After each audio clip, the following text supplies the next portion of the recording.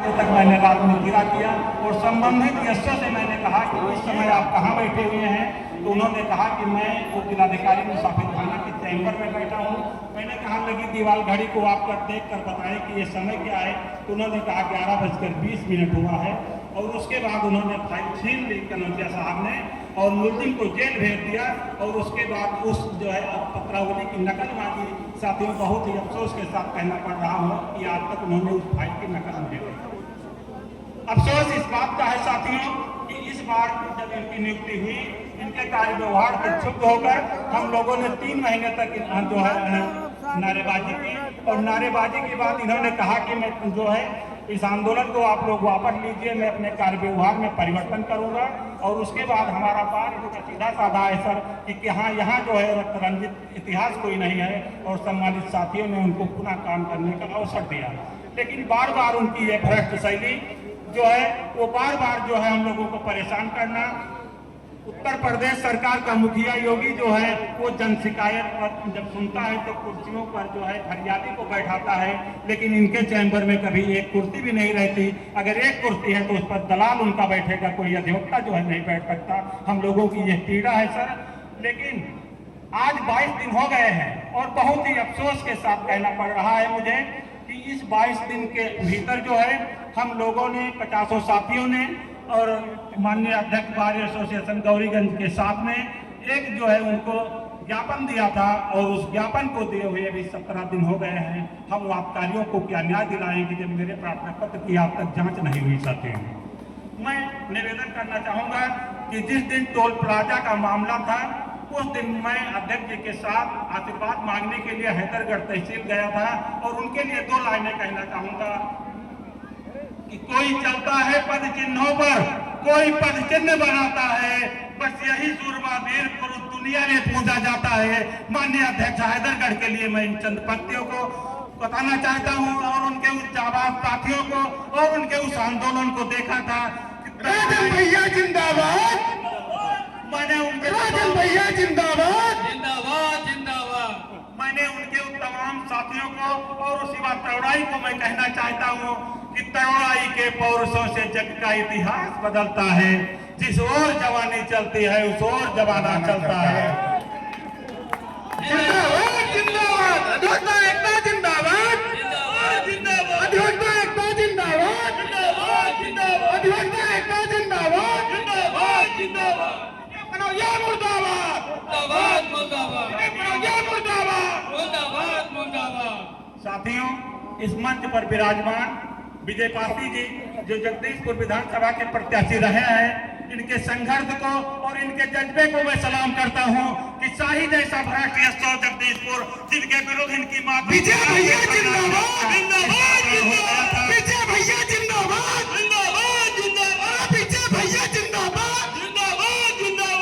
साथियों, मैं बताना चाहूंगा कि यहाँ की माननीय योगी जी की एक नारा है कि गैर भाजपा सरकारों में कहा जाता था कि 1 डिस्ट्रिक्ट 1 माफिया, लेकिन योगी जी ने उस बात को चरितार्थ किया है और हम लोगों पर जूते मारने का काम किया है कि एक अनपढ़ मुख्यमंत्री कहता है कि 1 डिस्ट्रिक्ट मजिस्ट्रेट और 1 सिंडिकेट, और वो यही सिंडिकेट है जो जनता के खून पसीनों का शोषण करता है।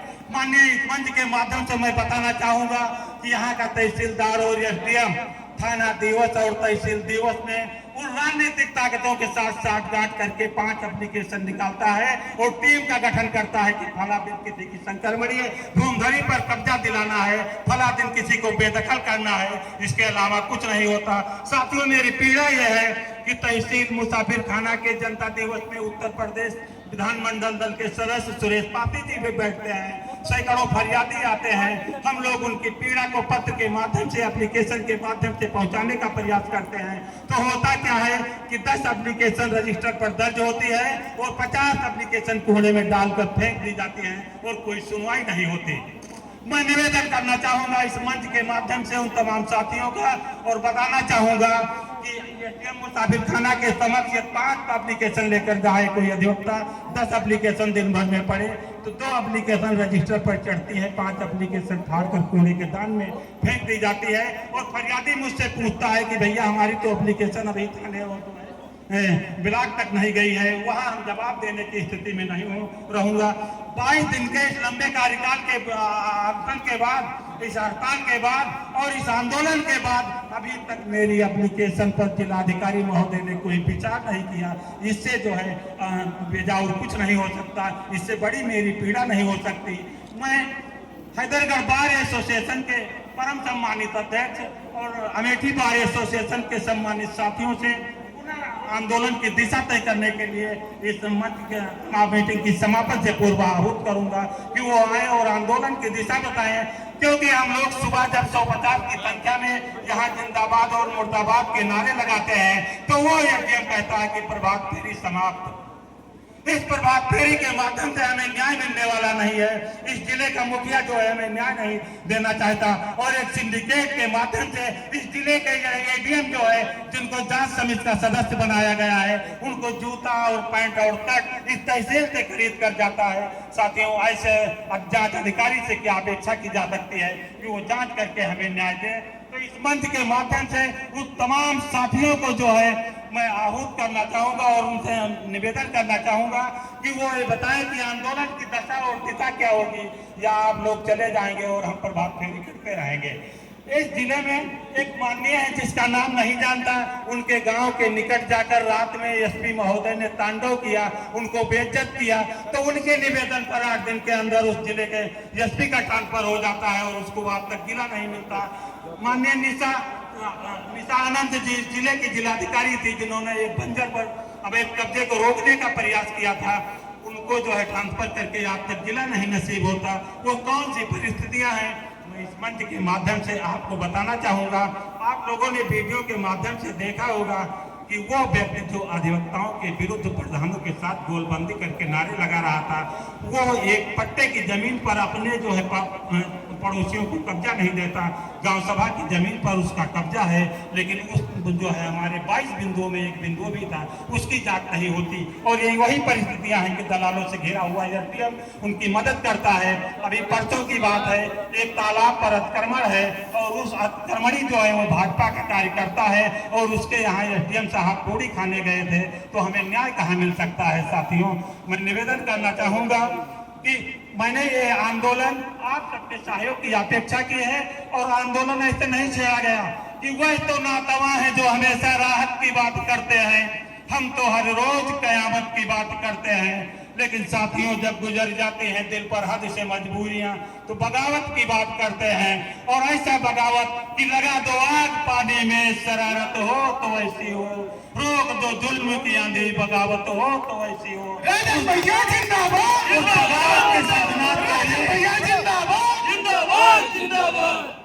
मैं इस मंच के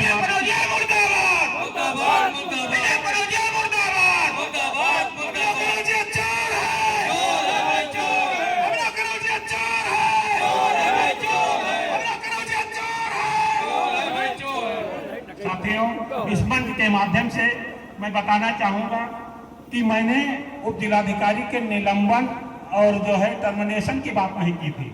हम लोगों की एक साधारण मांग थी कि इनका ट्रांसफर हो जाए।